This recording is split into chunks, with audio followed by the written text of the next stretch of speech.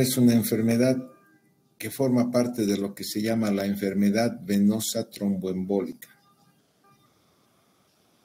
Dentro de esta categoría está comprendida lo que es la trombosis venosa de miembros inferiores y la embolia pulmonar. Las dos vienen asociadas, vienen juntas y se conoce como enfermedad venosa tromboembólica. El tromboembolismo pulmonar a veces no se logra hacer el diagnóstico y por lo tanto no hacemos un tratamiento adecuado casi en el 75% de los casos. Cuando sospechamos tromboembolismo pulmonar, en un tercio de los pacientes se logra confirmar con los estudios correspondientes. Sin embargo, se ha demostrado que a nivel de los hospitales de tercer nivel hay una incidencia de casi 2.5 de tromboembolismo. Y en autopsia se han encontrado que hay una prevalencia del 20% y estos episodios de tromboembolismo se asocian a una letalidad en un 20%. El tromboembolismo es una enfermedad inadvertida con un diagnóstico de difícil hacer.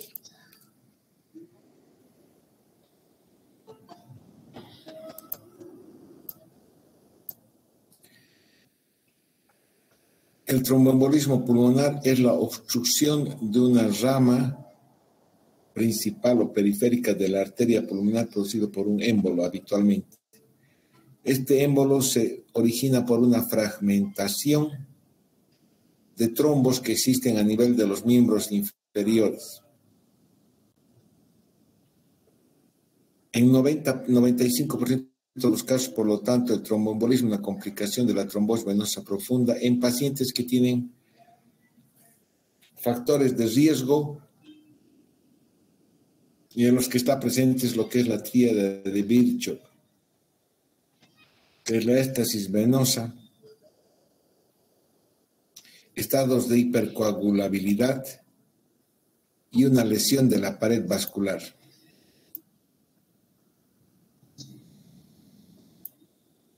Cuando existen estos tres factores es más probable que se produzca la lesión que se llama un trombo en rama del pélvico. Un trombo es la formación de un coágulo dentro del lumen de la vena. Y al fragmentarse este trombo, produce lo que se llama un émbolo. Un émbolo que va a ir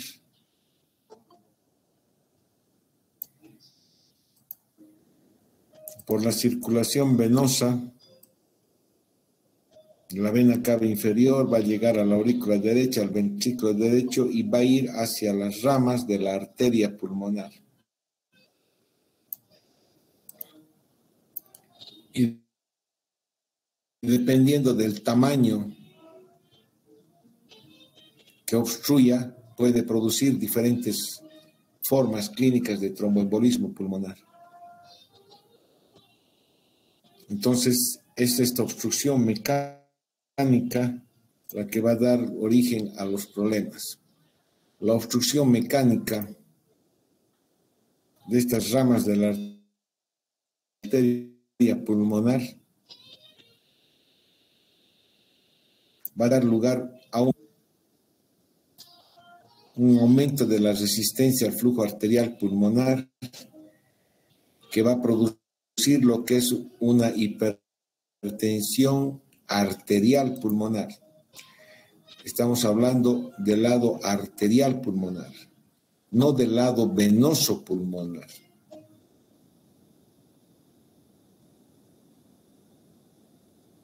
El venoso se asocia con problemas con patologías del corazón del lado izquierdo. Aquí estamos hablando de una obstrucción de ramas de la arteria pulmonar, que obviamente está pintado de azul porque lleva la sangre no oxigenada que proviene del lado derecho del corazón. Pero estas son las arterias pulmonares.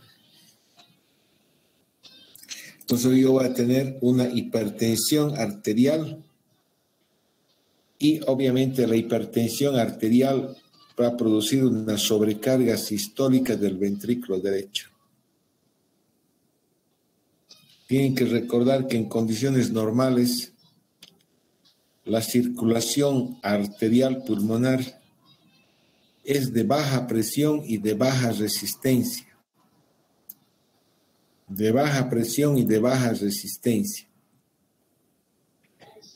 Lo que hace que la pared muscular del ventrículo derecho sea delgada en comparación con la pared muscular del ventrículo izquierdo, que se va a contraer contra una alta presión, que es la presión sistémica de 120/80.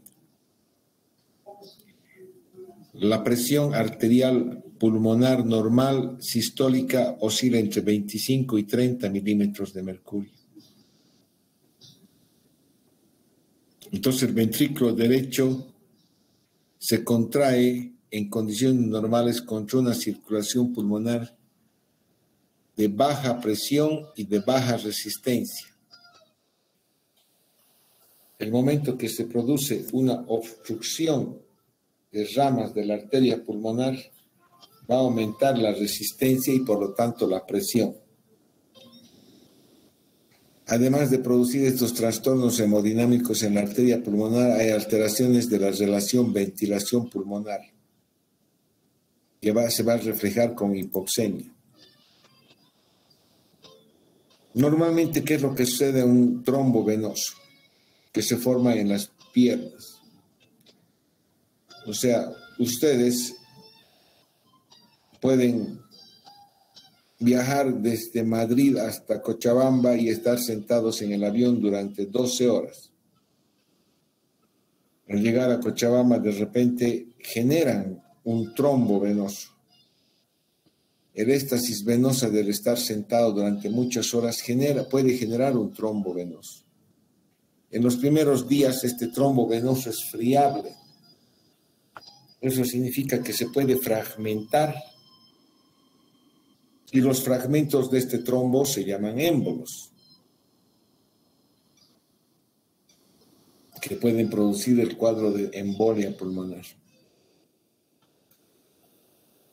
Al mismo tiempo que se forma un trombo porque se ha activado la coagulación, también se activa la fibrinolisis. La fibrinolisis es la cuarta parte del sistema de hemostasia del cuerpo.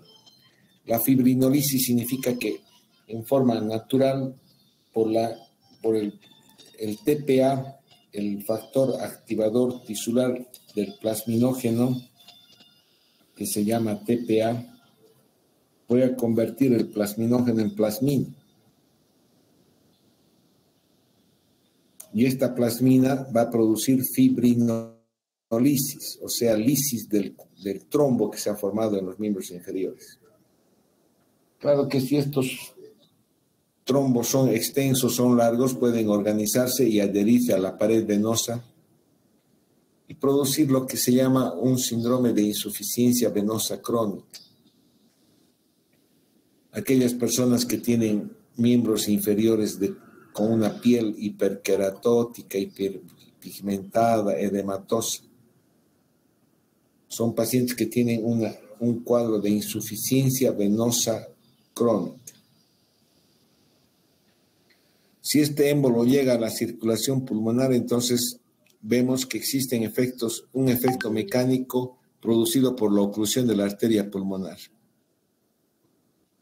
Y una vez que se ha producido la oclusión de la arteria pulmonar, se agregan plaquetas sobre ese émbolo y esas plaquetas van a producir sustancias broncoactivas y vasoactivas que se van a reflejar en cambios hemodinámicos con una vasoconstricción arterial, hipertensión arterial y sobrecarga sistólica aguda del ventrículo derecho. Alteración del intercambio gaseoso con aumento del espacio muerto. Aumento del espacio muerto significa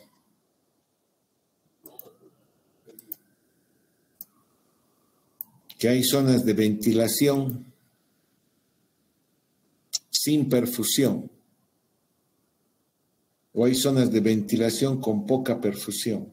Eso se llama espacio muerto. Además, porque se producen sustancias broncoconstrictoras, va a haber broncoconstricción y disminución del surfactante. En la circulación pulmonar, en el árbol arterial pulmonar, también se inicia una fibrinolisis.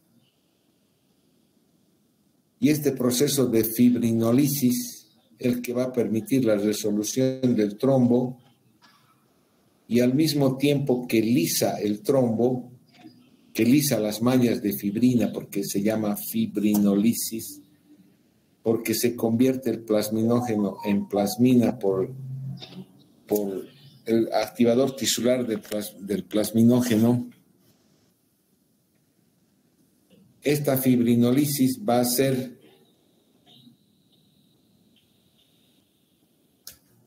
que se produzcan productos de degradación de la fibrinolisis.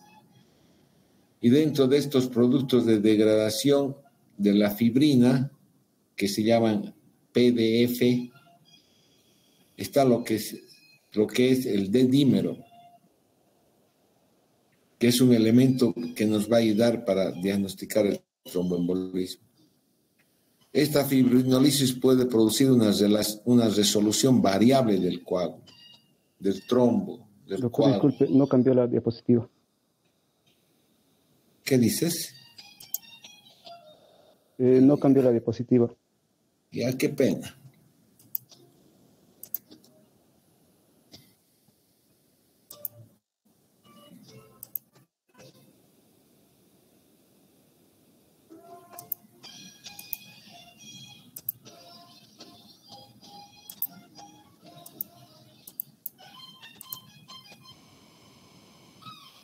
Puede producir una resolución variable del cuadro y va a producir una alteración circulatoria crónica que se llama la hipertensión arterial pulmonar crónica.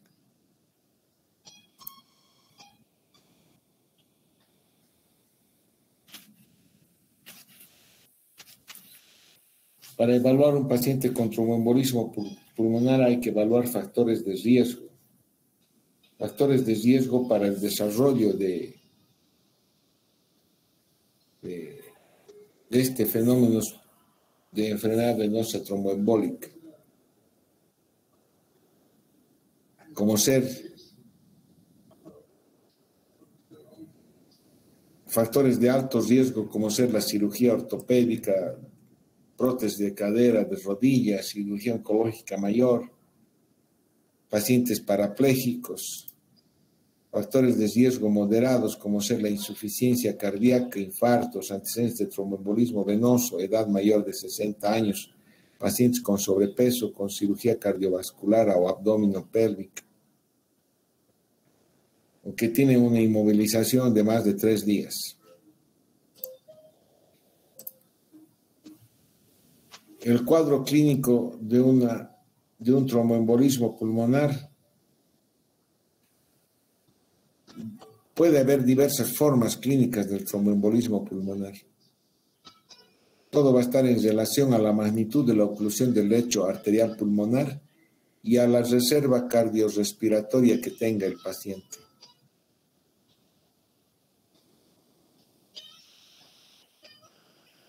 Si un paciente tiene una enfermedad cardíaca crónica con una cardiomiopatía dilatada, con una clase funcional 4, tiene una reserva cardíaca ya mínima. Obviamente ese paciente no va a estar bailando cueca para elegir al decano. Va a estar en reposo, va a estar sentado en su casa.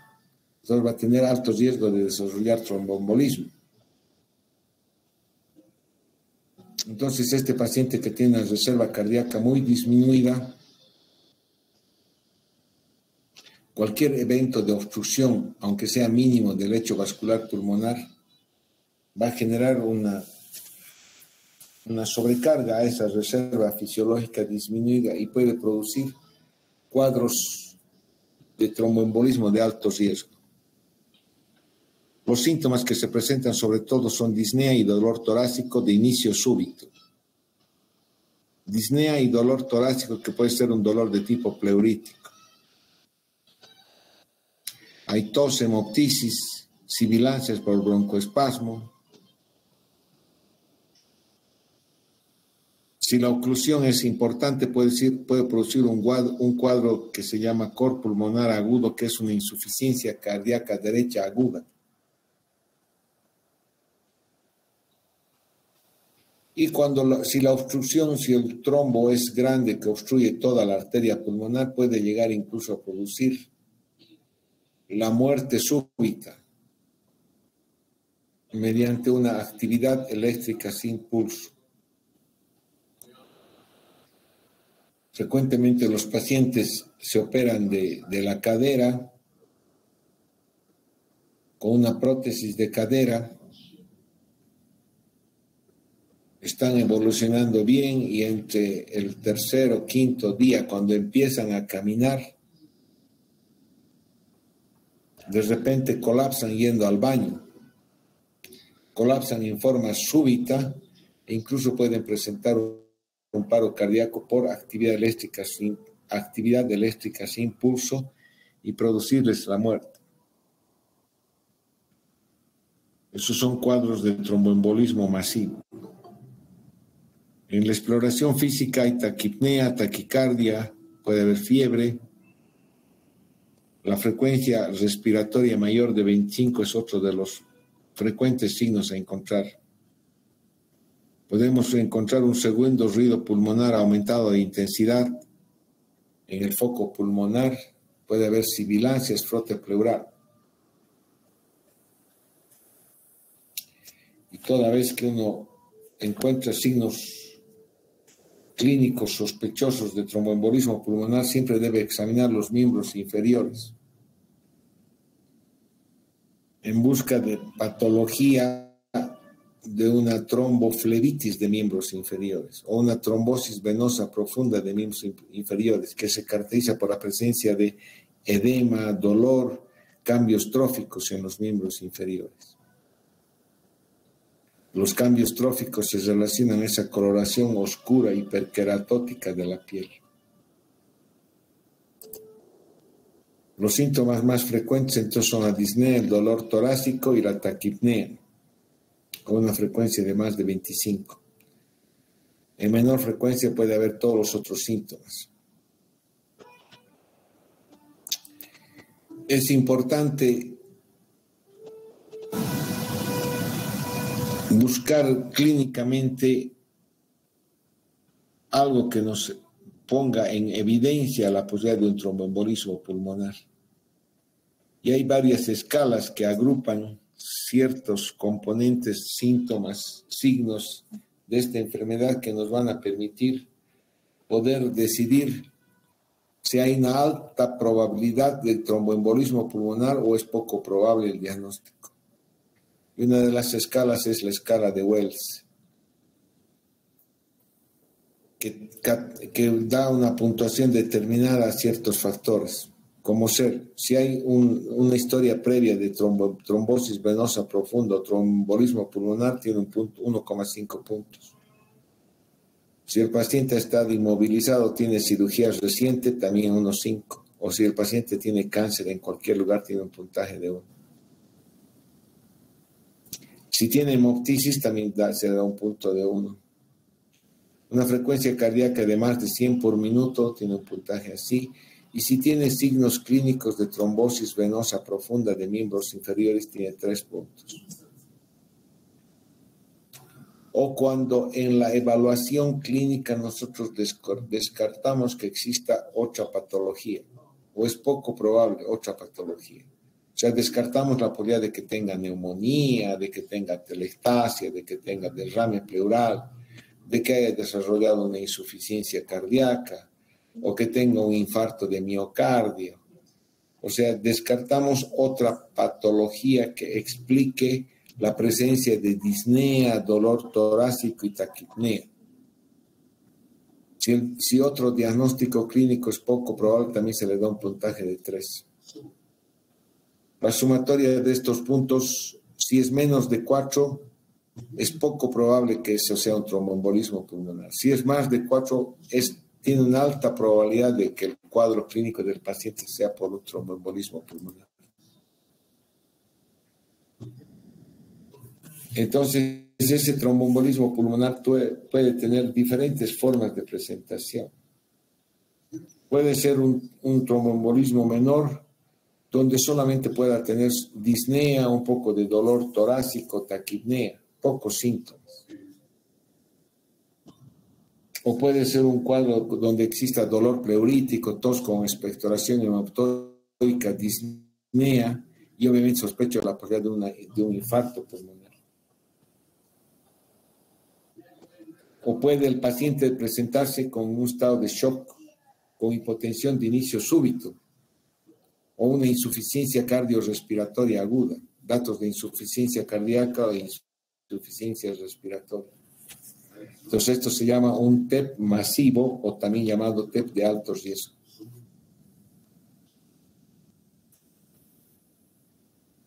Puede ser un cuadro de tromboembolismo pulmonar crónico, donde se han producido episodios repetitivos de fenómenos tromboembólicos menores y que a la larga van a producir lo que es un cor pulmonar, y esto se llama TEP crónico.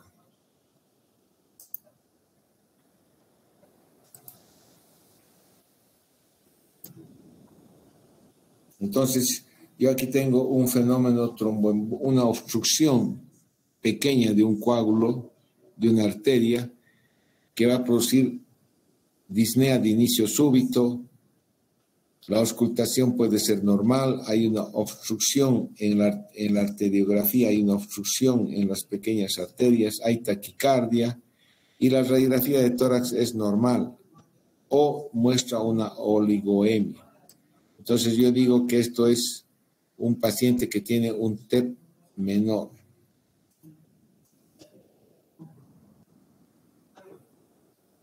O puede ser un paciente que tiene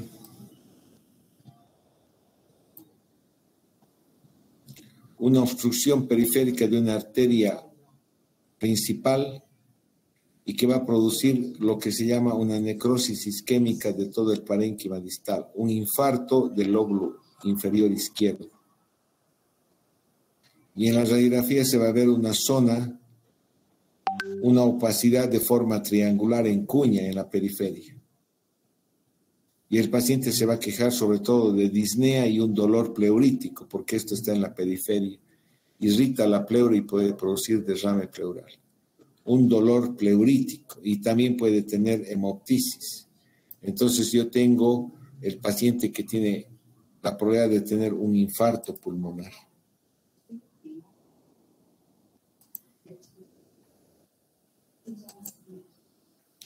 Puedo tener lo que es un tromboembolismo masivo, una obstrucción de casi toda la arteria pulmonar derecha y la mitad de la izquierda, dejando permeable solamente una pequeña parte de la arteria pulmonar, que va a producir una dilatación aguda del ventrículo derecho. Obviamente es un émbolo en silla de montar que obstruye casi toda la arteria. En la radiografía vamos a ver un crecimiento, una dilatación de las arterias, y vamos a ver una disminución de la vascularidad pulmonar. Obviamente no hay flujo sanguíneo en la periferia, una oligoemia, un aumento de la radiotransparencia en los campos pulmonares. Esta forma de tromboembolismo está asociado con estados de shock o insuficiencia respiratoria o insuficiencia cardíaca agudas, y son los tromboembolismos masivos de alto riesgo.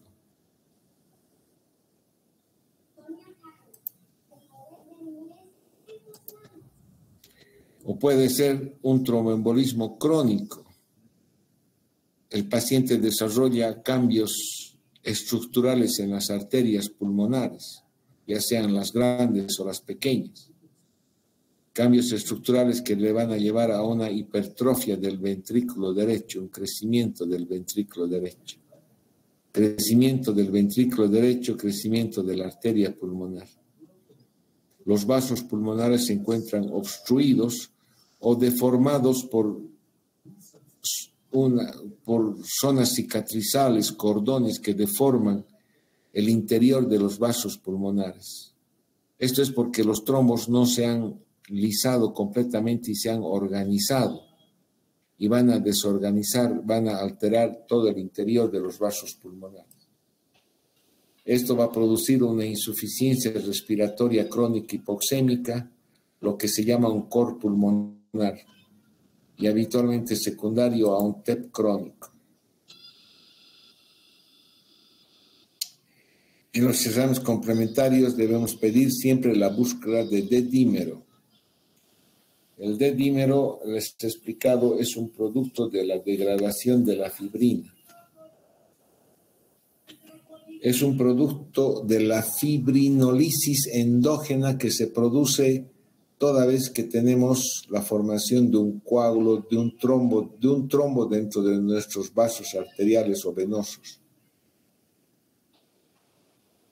Siempre se va a producir, se va a activar la fibrinolisis después de que se ha formado un trombo.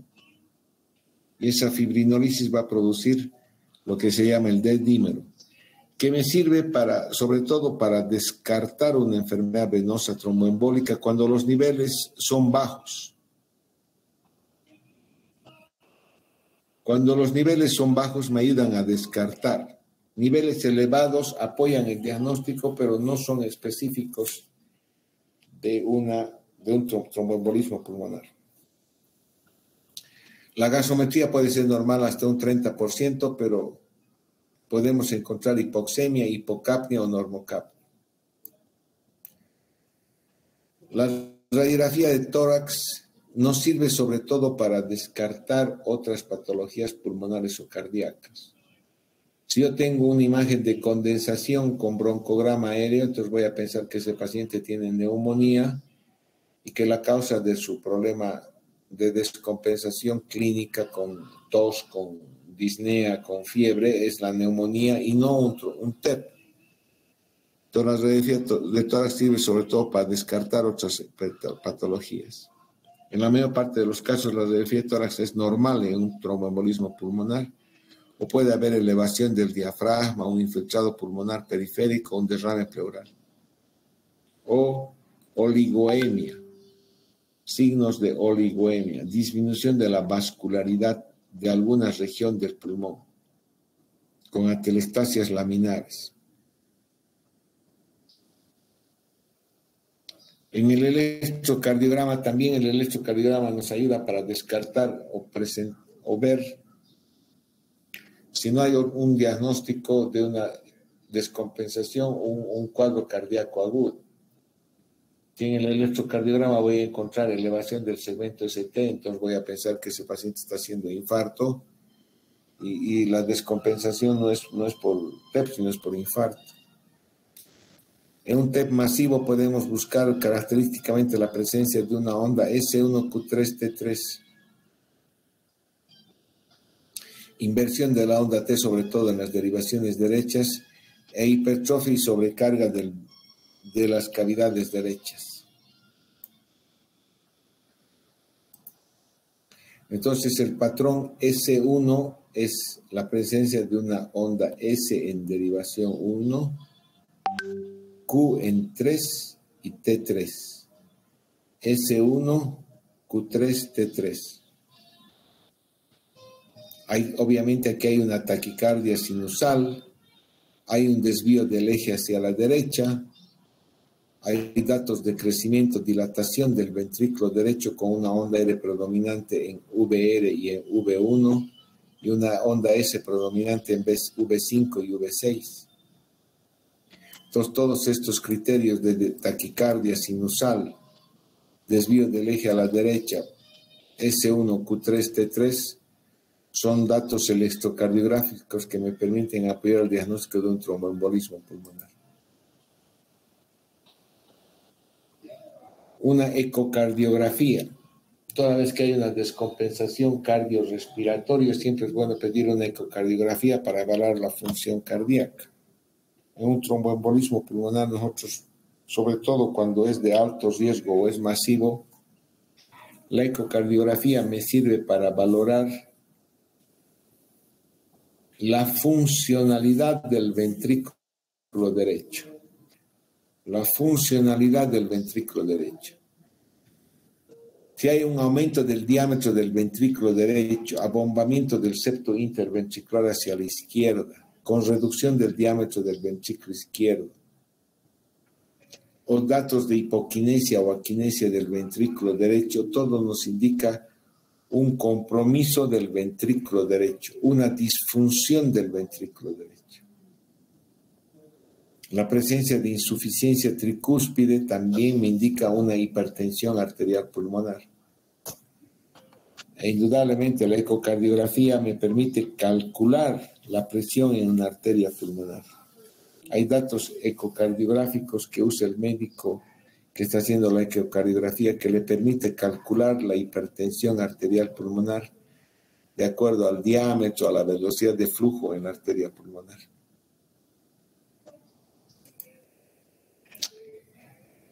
Nosotros debemos tratar de, en pacientes que tienen con una clínica compatible, hacer el diagnóstico de una oclusión de la arteria pulmonar. En estos tiempos ya no se hace la gamografía de perfusión pulmonar o gamografía de ventilación-perfusión. Sin embargo, tienen que conocer a aquellos, porque en estos tiempos lo que más se hace es una angiotomografía pulmonar con sustracción digital o una angiografía que es más compleja. Pero la angiotomografía pulmonar es una forma de estudio tomográfico de rápido acceso que va a hacernos un diagnóstico de oclusión de la arteria pulmonar. En la gamografía de ventilación hay una alta probabilidad de tromboembolismo pulmonar cuando hay 2 o más defectos segmentarios de perfusión, pero con ventilación normal en esa zona y con radiografía de tórax normal. O sea, yo tengo una falta de perfusión con ventilación y radiografía de tórax normal. Cuando se asocia estos defectos de perfusión con ventilación y radiografía de tórax normal, digo, existe una alta probabilidad. En el proceso de diagnóstico siempre hay que ver las piernas. Toda vez que hay una enfermedad venosa tromboembólica hay que hacer un examen clínico de las piernas en busca de los datos clínicos de trombosis venosa profunda o hacer estudios de un ecodoppler venoso de miembros inferiores o una venografía de miembros inferiores para detectar la presencia de trombos en las piernas. Entonces, sospechamos por la presencia de factores de riesgo, los antecedentes clínicos. La probabilidad encima de los factores de riesgo aumenta cuando hay signos, una clínica compatible con TEP.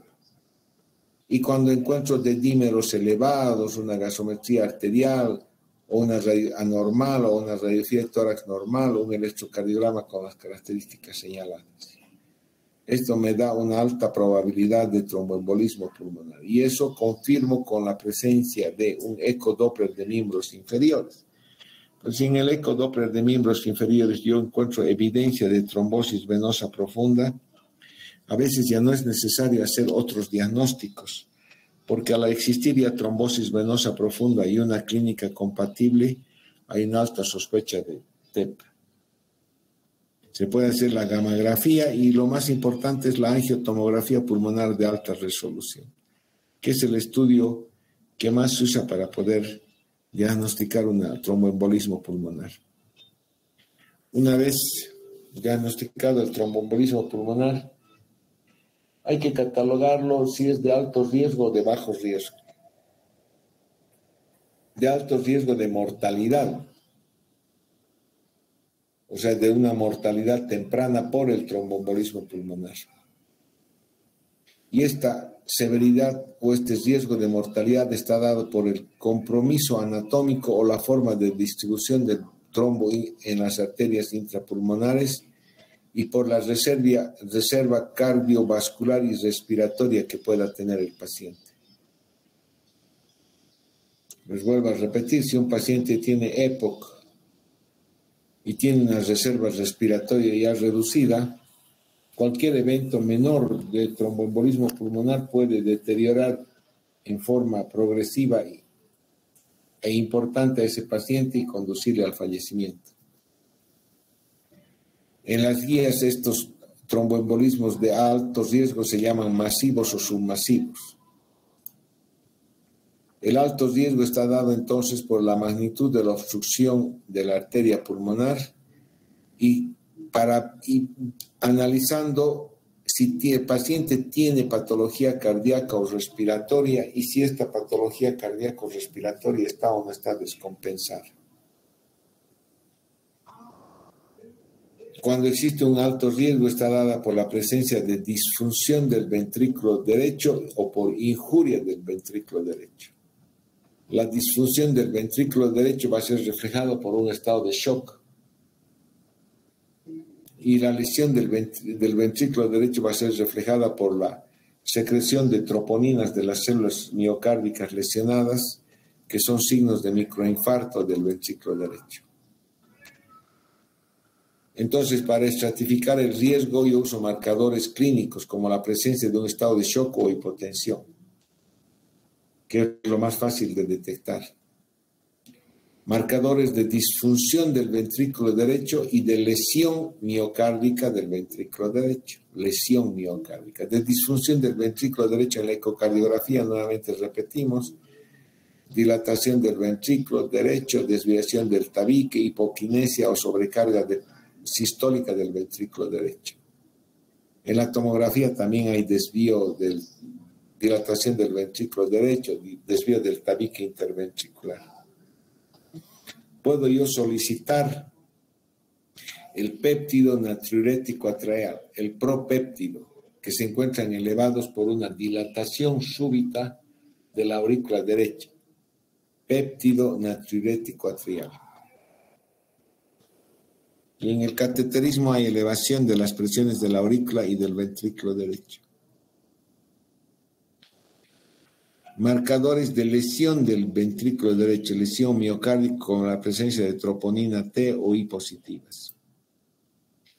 Entonces, cuando yo tengo marcadores de alto riesgo, como ser en la clínica hipotensión, hallazgos de disfunción del ventrículo derecho o injuria, tengo un riesgo de alrededor de más de 15% de mortalidad de estos pacientes, mortalidad temprana por el tema.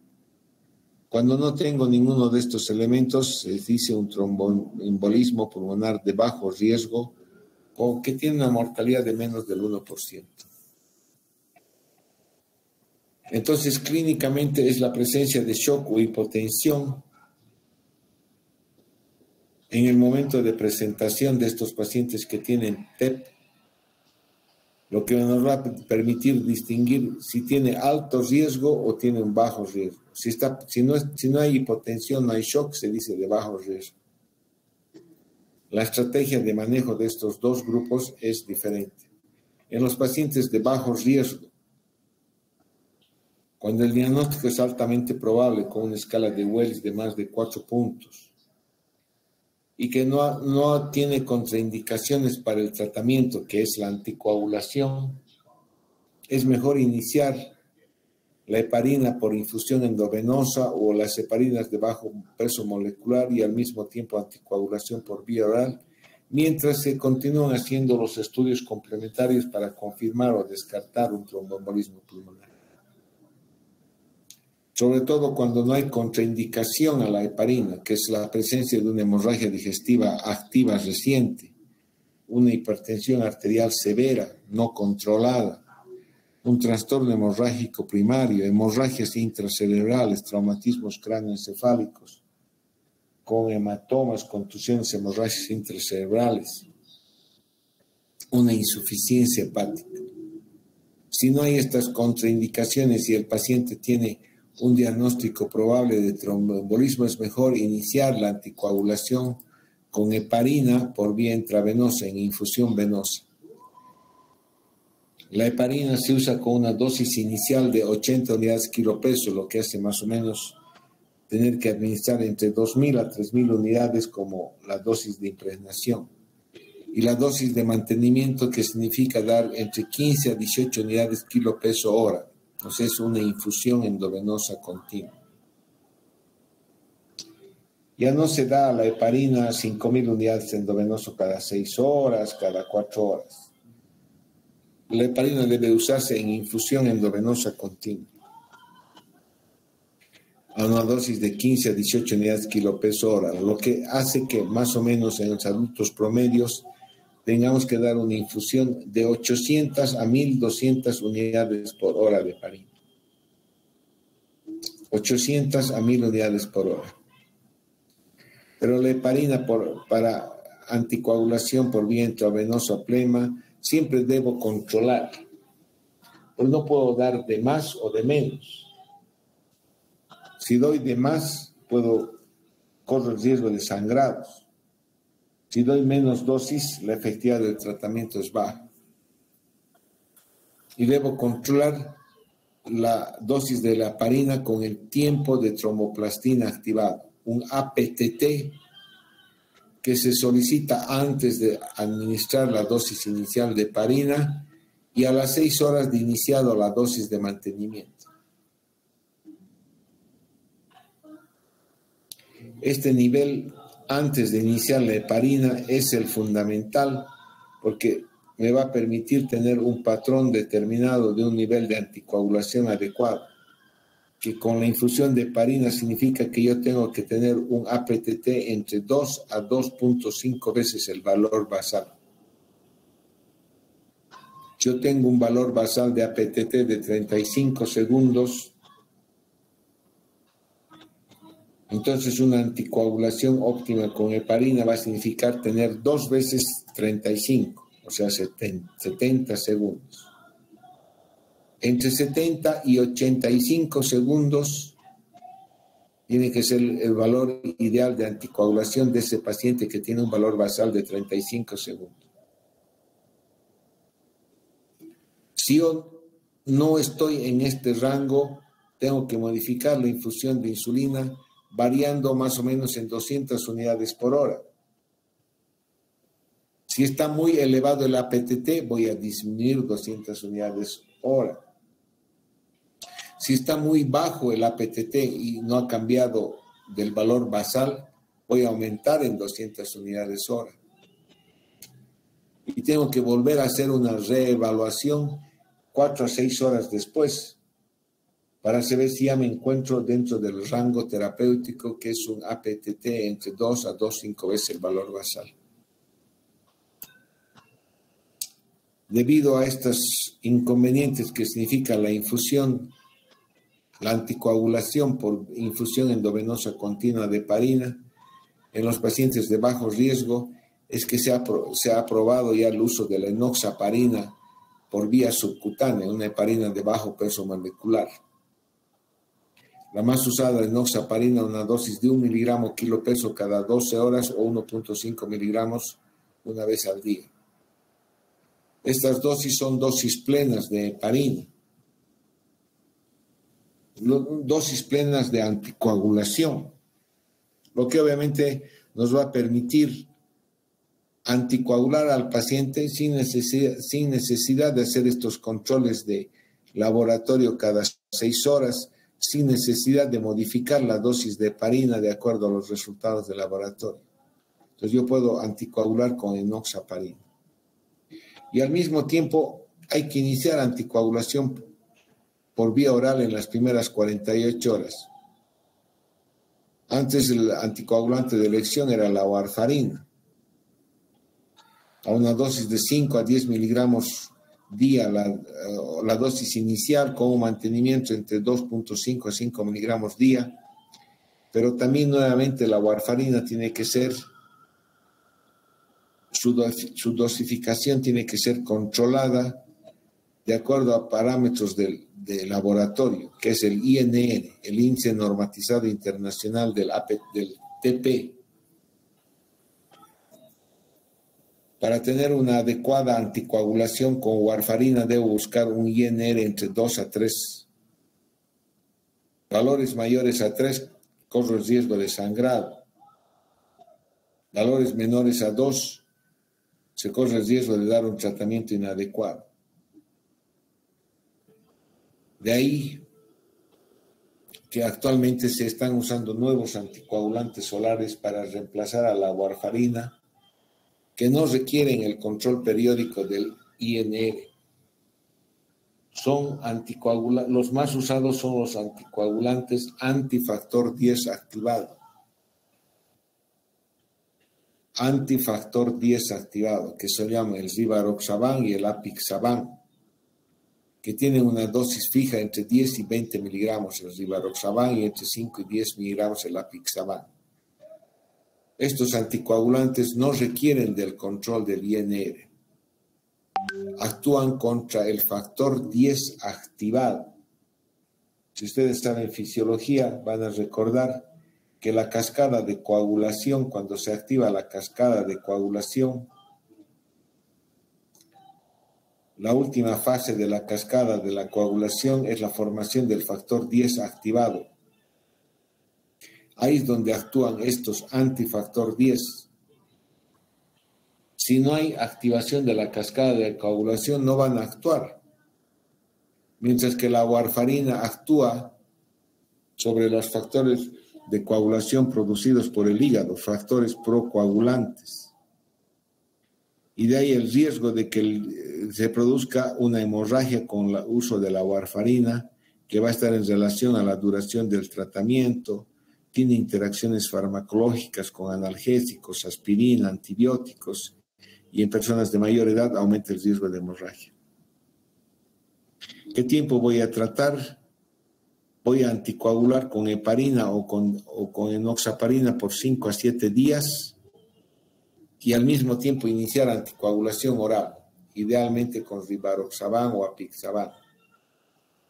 En aquellos pacientes cuyos factores de riesgo se controlan y vuelven a una vida normal, el tiempo de anticoagulación puede ser de 3 a 6 meses. O puede ser más o incluso toda la vida. Si un paciente viene de España, tiene 50 años y ha tenido un episodio menor de tromboembolismo pulmonar, puede que requiera una anticoagulación por 3 meses nada más. Y si ese paciente vuelve a una vida normal, entonces ya no va a requerir más anticoagulación. Pero si es un enfermo que tiene un cáncer de próstata metastásico y que todo el día está sentado en su casa porque ya su enfermedad está avanzada, entonces este paciente va a tener constantemente factores de riesgo de tromboembolismo pulmonar.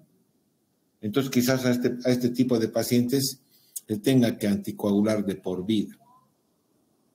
O sea, las decisiones clínicas de la duración de la anticoagulación van a depender del cuadro clínico de los enfermos. Esto es el manejo de tromboembolismos de bajo riesgo. La diferencia en el manejo del tromboembolismo de alto riesgo, en aquellos que tienen un aumento súbito de la presión en la arteria pulmonar, de la resistencia al flujo, es que tengo que tratar de abrir esas arterias pulmonares. Tengo que tratar de destapar las arterias pulmonares, haciendo uso de fibrinolíticos, ya sea por vía sistémica o por vía local con fragmentación del coágulo y aspiración del coágulo.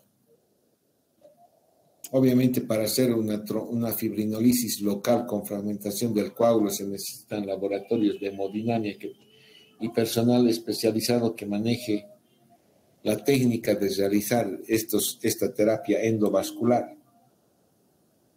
Si uno no tiene esos recursos, puede hacer fibrinolisis sistémica, la administración de fibrinolíticos por vía endovenosa.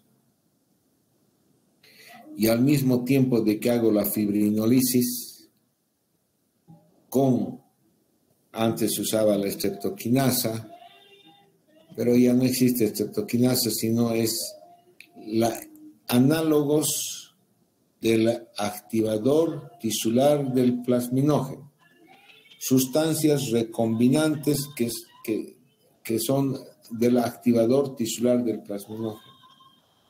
Todos nosotros en nuestro cuerpo tenemos activador tisular del plasminógeno, que va a convertir la plasminógeno en plasmina. Toda vez que formamos un trombo, un coágulo por alguna anormalidad, siempre vamos a tener en nuestro endotelio vascular el activador tisular del plasminógeno. Los análogos son la alteplasa y la tenesteplasa, que son los que más se usan. Y estos se usan como fibrinolíticos en una dosis de 50 miligramos para la tenesteplasa o alteplasa como 100 miligramos, administrarse en unas 2 horas. Estos trombolíticos o fibrinolíticos se usan también para el manejo del infarto de miocardio con elevación del segmento ST. Entonces hago fibrinolisis sistémica con estos fármacos y puedo hacer, y al mismo tiempo hago tratamiento de sostén, porque esos pacientes han estado de shock, entonces tengo que dar líquidos endovenosos, vasopresores, noradrenalina, dopamina, para tratar de sostener una presión adecuada, mínima adecuada. Darles oxigenoterapia, asistencia respiratoria, broncodilatadores. Y una vez administrado estos fibrinolíticos actúan tratando de lisar los coágulos, destruir los coágulos. Pero no me aseguran que si sigue el proceso de lesión de los endotelios vasculares se van a generar nuevos coágulos. O incluso si la lisis de un coágulo en la arteria, de un trombo en la arteria pulmonar no es completa, quedan restos donde se puede nuevamente activar la cascada de la coagulación. Entonces, al mismo tiempo, debo iniciar la anticoagulación de la misma forma como hago con el tromboembolismo de bajo riesgo, ya sea usando heparina endovenosa en infusión endovenosa o usando heparinas de bajo peso molecular a dosis plenas y también dando anticoagulación por vía oral. La anticoagulación también se debe administrar a los pacientes de alto riesgo. Ya, ¿tienen alguna pregunta?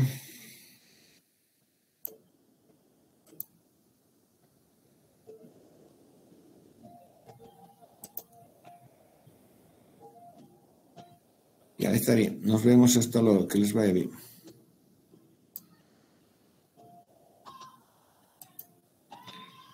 Doctor. ¿Han escuchado o no han escuchado ninguna parte del tema? O directamente no han escuchado y todo se ha cortado? No, doctor. ¿Se escucha, ¿Han doctor? escuchado un poco el tema? Lo que deberían hacer ustedes para mejorar su aprendizaje es exigir clases presenciales. Porque esta forma de